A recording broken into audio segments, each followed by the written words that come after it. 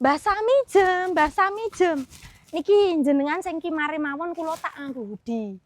Nggih, ampun ngagem cemeng terus. Engko ndak nek dipoto ora ketok. Mengke jenengan nganggep biru ngenten iki, jenengan ngajeng dhewe le foto, soalnya ngagem kimar. Nek kula sing hoodie sing burine ngenten iki. Nggih. Lah jenengan jarene sanjange aku nek hoodie rapati pede, Nduk. Ngono kuwi to. Nah nggih kimar mawon. Alah dadak kon nyebokke jenengan niku.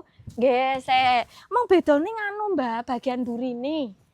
Alah wis diceritani kimar niku sing burine iki dawa.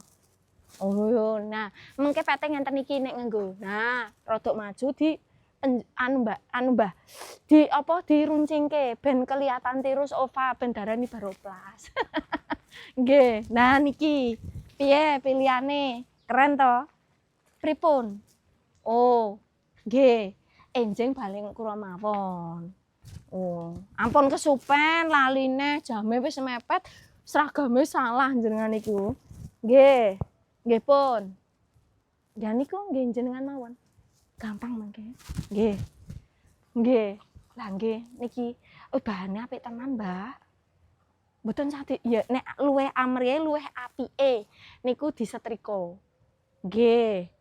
Nggih, monggo. Nggih pun. Atos-atos. Mbah Samijem.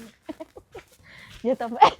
Kowe iki ya gugur kintal-kintul. Lah melu wae iki sing tak Mbah Samijem sing kimar. Wis ngerti to lah aku nganggone sing hoodie. Gusti Allah, ya deloken sing tak nggo iki jenenge hoodie Yasmin. Aja gur masalah sambat rega, aja mung masalah ora duwe duit butuh digoleki. Ya toh, nek seneng kuwi kudu diusahakne. Ngono kok gur bingung. Iki jenenge apa? Hoodie Yasmin sing kimar jenenge Tulip.